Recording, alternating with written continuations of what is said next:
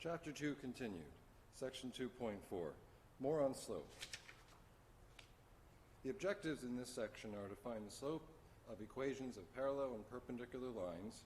Later we'll write equations of lines that are parallel and perpendicular to a given line. We'll interpret the slope as rate of change, and we'll also be able to calculate the function's average rate of change. Slopes and parallel lines. Taking a look at what is written here, what it's saying is that if two lines keep the same distance apart, whether those two lines are both having a positive slope, or both having a negative slope, or are both vertical lines, or are both horizontal lines.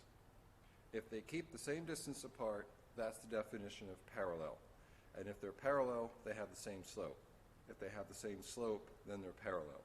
I know in the case of being vertical lines, the slope is not defined, but still, if each one has a slope that is not defined, then each one is a vertical line, and each one keeps the same distance apart, therefore they're parallel. Let's look at some examples. Example 1. Write an equation of a line that passes through a given point and is also parallel to a line whose equation is given. Okay, the key word here is parallel. Parallel lines have the same slope. So if we know the slope of the given line, then we also know the slope of our line that we wish to pass through the point negative 2, 5. The slopes would be exactly the same.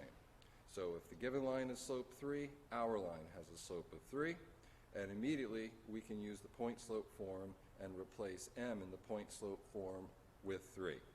Then we take the point x1, y1, and we substitute in that point x1 here and y1 here, and this is the point slope form. We can simplify slightly by writing the two negatives as positive, and we could actually do more and write this in slope-intercept form, but the answer to the question of what is the point slope equation of a line that's parallel to this one and goes through this point is given right here.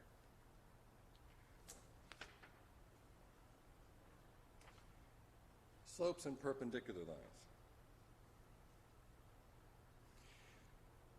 If two non-vertical lines are perpendicular, then the product of their slopes is negative 1. This says that if the slope of the first line is m1 and the slope of the second line is m2, the product of those two slopes equals negative 1. Second statement says that if the product of the two slopes is negative 1, then they're perpendicular, so it works both ways. A more useful way to think about this is that if the product of the two slopes is negative 1, then one of the slopes is the negative reciprocal of the other slope, and this helps much more when we put this into practice. It also helps to explain item 3 here. A horizontal line, which has 0 slope, is also perpendicular to a vertical line, which has an undefined slope. And by using this idea of reciprocal, the reciprocal of a 0 slope, if the first line has a slope of 0, then the second line has a slope which is the negative reciprocal, and that is not defined. Whereas the product of the two slopes being negative 1 do not explain how 0 times an undefined quantity can be negative 1. So I find it more useful to think about it as one slope is the negative reciprocal of the other if those two lines are perpendicular. Let's do an example. Find a slope of any line that's perpendicular to the line whose equation is given. Now, if we want parallel to this one or perpendicular to this one, we still need to know what the slope is of the given line. Parallel would be the same slope, perpendicular is a negative reciprocal. Since this is not written in y equals mx plus b form, we will put the equation in y equals mx plus b form. That's what's being done right here. We identify the slope to be negative 1/3. That's of the given line. So our line has slope which is the negative reciprocal. So first negate this, that would be 1/3. Then reciprocate it, the reciprocal of 1/3 is 3. Therefore, the slope of any line that's perpendicular to the given line must have a slope of 3.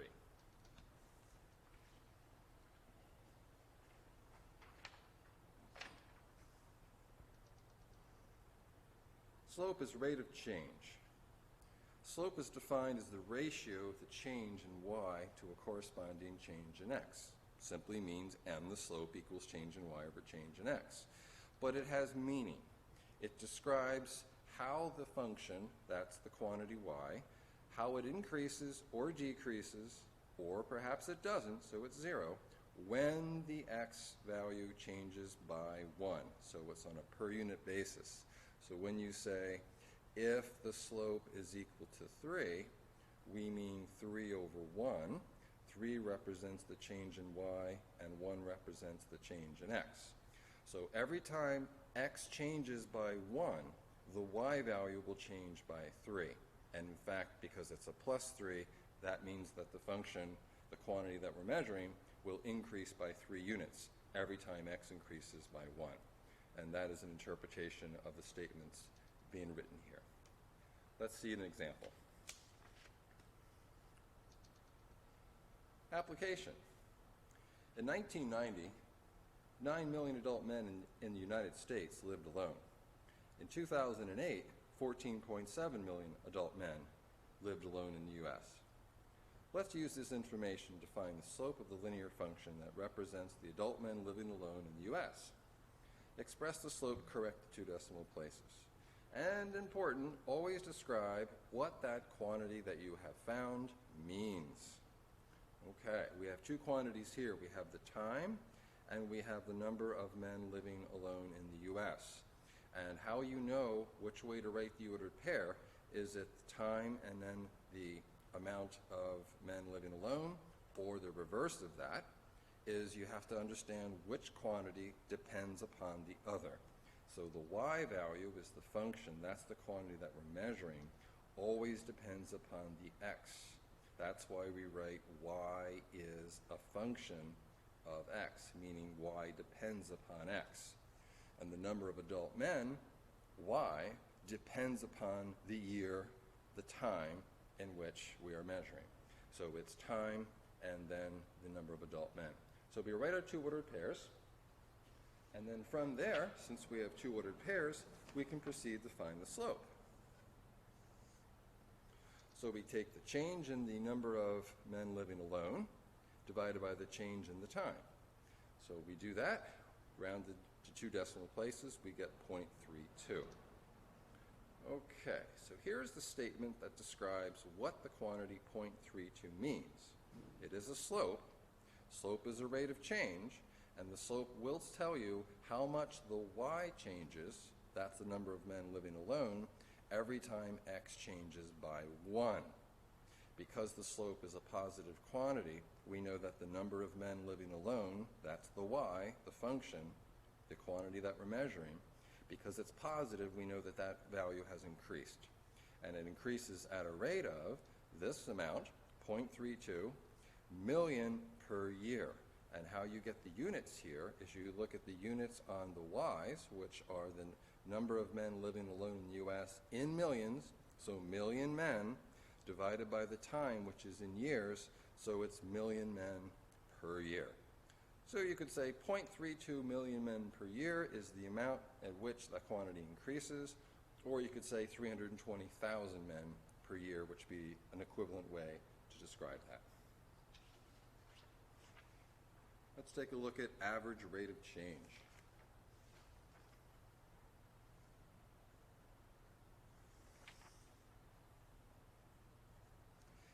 Here we have 2 written ordered pairs in function notation. Let them be 2 distinct points on the graph of a function. So in other words, you have at y-axis, x-axis, and here's the generic function y equals f of x. You have x1 as your first x coordinate. That corresponds to a y coordinate, f of x1. Then you have a second x coordinate, x2, and you have its corresponding y coordinate, which is f of x2. If we connect these 2 points with a straight line, the slope of that line, the slope m, is the average rate of change. In this particular example that I drew, the function increases more than it decreases, therefore the average rate of change will be positive. In a case where the function decreases more in that interval than it increases, say x1 is here and x2 is over here, and we connect those 2 points on the curve with a straight line, now that slope is still the average rate of change, but because the function decreases more in that interval from x1 to x2 than it increases, the overall average rate of change is negative. So this quantity here looks very complicated, but this is none other than the slope. Let's do a specific example for a specific function.